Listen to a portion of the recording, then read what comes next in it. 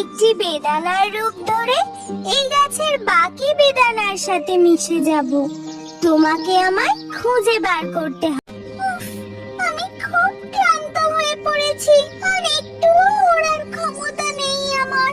হে ভগবান, আমি কোন অজানা জঙ্গলে এসে পড়লাম। আমি যে পথে এসেছি সেই ঝর্ণা তো আর খুঁজেই পাচ্ছি না। যেদিকেই যাচ্ছি মনে হচ্ছে আরো গভীরে প্রবেশ করছি। এদিকে আমার খুব জল তৃষ্ণাও পেয়েছে। কে গো তুমি? কি মিষ্টি দেখতে তোমাকে। তুমি কি কোনো পরী? আমি হলাম এই বেদানা রাজ্যের রাজকন্যা বেদাংশী।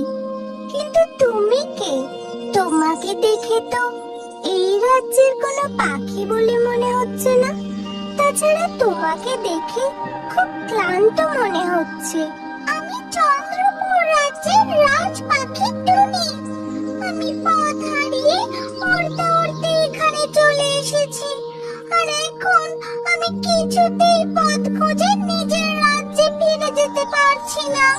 ঠিক আছে, তুমি কোনো চিন্তা করো না, আমি তোমাকে তোমার রাজ্যে ফিরিয়ে দেব। তার আগে তুমি আমার সাথে এসো, কিছু খেয়ে বিশ্রাম করো। আমার রাজ্যের কোনো পশু পাখি কখনো অভুক্ত থাকে না। টুনি পাখি, এবার আমি তোমায় জাদু করে তোমার রাজ্যে ফিরিয়ে দিচ্ছি। রাজপুত্র, রাজপুত্র, কোথায় তুমি? রাজপুত্র!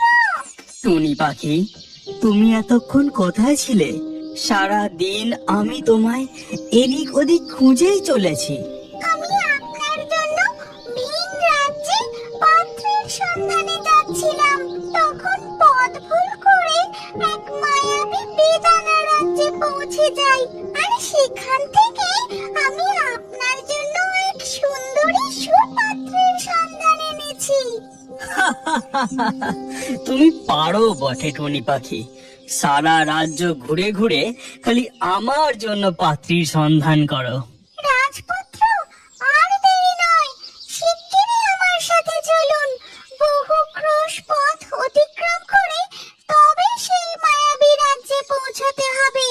কথা দিচ্ছি, এই পাত্রীকে আপনার পছন্দ হবে।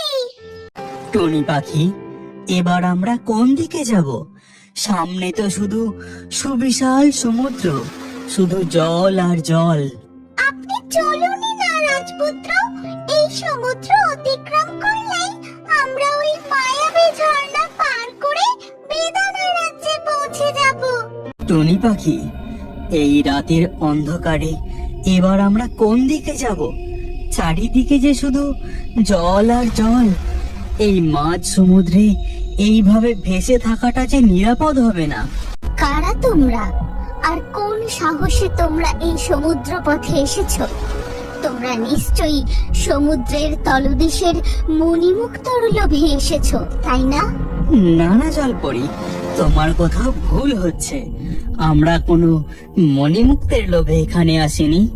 আমরা এই সমুদ্র পথ পার করে এক মায়াবী বেদানা রাজ্যের সন্ধানে যাচ্ছি।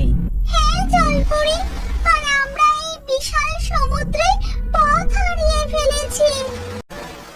ঠিক আছে, আমি তোমাদের বিশ্বাস করতে পারি, কিন্তু আমার একটা শর্ত আছে।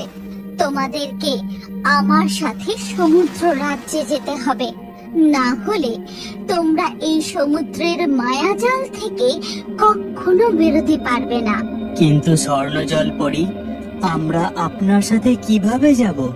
সমুদ্রের নিচে যে আমরা শ্বাস প্রশ্বাস নিতে পারবো না।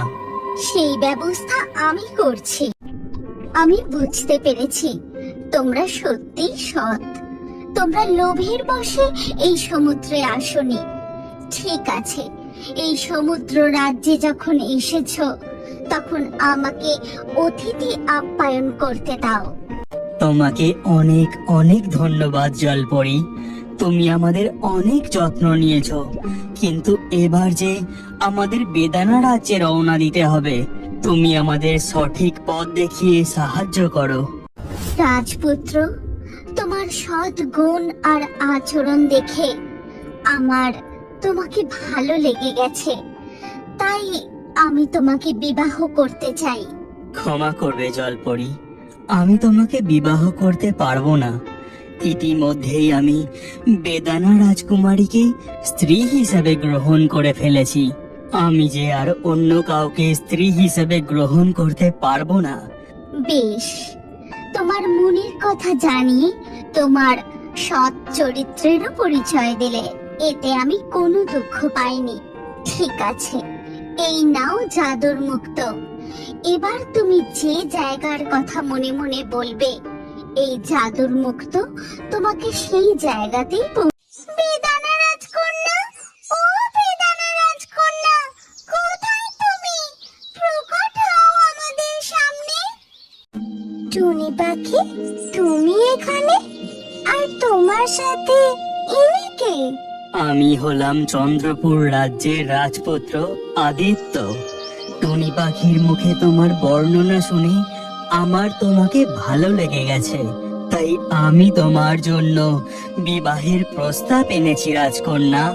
কিন্তু আমাকে বিবাহ করার জন্য তোমাকে যে নিজের যোগ্যতা প্রমাণ করতে হবে। যদি তুমি নিজেকে যোগ্য প্রমাণ করতে পারো, তবেই আমি তোমায় বিবাহ করব। বলো বেদানা রাজকুমারী বেদাংশী, আমি কিভাবে নিজের যোগ্যতা প্রমাণ করব?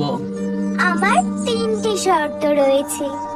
আমার প্রথম শর্ত হলো, এই জঙ্গলের গভীরে উত্তর পূর্ব দিকে এক মায়াবী টিউলিপ ফুটে রয়েছে। তোমাকে আমার জন্য ওই ফুলটি তুলে আনতে হবে। ঠিক আছে, আমি এক্ষুনি যাচ্ছি রাজকন্যা। কারাদোরা, আর এখানে কেন এসেছে? আমি হলাম চন্দ্রপুর রাজ্যের রাজপুত্র আদিত্য। আমি রাজকন্যা বেদাংশীর জন্য এই মায়াবী টিউলিপ ফুল নিতে এসেছি। তাই নাকি? এই ফুল যে কেউ তুলতে পারে না। যদি কোনো অসৎ ব্যক্তি এই ফুলে হাত দেয়, তাহলে এই ফুল অদৃশ্য হয়ে যায়, আর তখন আমি তাকে তুমি যে সৎ ও চরিত্রবান, সেটা তুমি প্রমাণ করতে পেরেছো। কিন্তু তুমি আমায় সত্যিই ভালোবাসো কিনা, সেই প্রমাণ দিতে তোমাকে আমার দ্বিতীয় শর্ত মানতে হবে। ঠিক আছে, আমি তাতেও রাজি। বলো, তোমার দ্বিতীয় শর্ত কি? আমি একটি বেদানার রূপ ধরে এই গাছের বাকি বেদানার সাথে মিশে যাব। তোমাকে আমায় খুঁজে বার করতে হবে। টুনি পাখি, এবার আমি কি করে বেদানা রাজকুমারীকে খুঁজে বার করব? সব বেদানাই যে একই রকম দেখতে লাগছে। আপনি কোনো চিন্তা করবেন না রাজপুত্র। চোখ বন্ধ করে মনের দৃষ্টি দিয়ে আপনি খুঁজলেই ঠিকই সঠিক বেদানাটি খুঁজে পাবেন। তুমি আমার দ্বিতীয় শর্তেও উত্তীর্ণ হয়েছো রাজপুত্র। আমার তৃতীয় শর্ত হলো, আমাকে বিবাহ করলে আমার সাথে সাথে এই রাজ্যের সমস্ত পশু পাখির দায়িত্ব নিতে হবে। এতদিন আমি তাদের দেখাশোনা করেছি, এবার আমার সাথে সাথে তোমাকেও সেই দায়িত্ব পালন করতে হবে।